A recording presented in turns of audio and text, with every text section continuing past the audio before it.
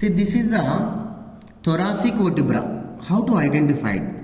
Cervical having the transverse foramen is present, but here no transverse foramens. Spine is there, body is there, superior articular facets, vertebral foramen. Here main character feature is there, thoracic region. These are the costal facets are present on either side of the body, where the pedicles takes attached to the posterior surface of the body. So these are the costal facets. See here, these are the costal. Costa means ribs are going to articulate with the thoracic vertebra,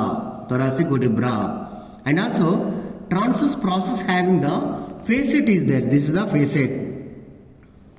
Here also facet is there. So this is going to articulate with the tubercle or tuberosity, articular tuberosity of the corresponding rib.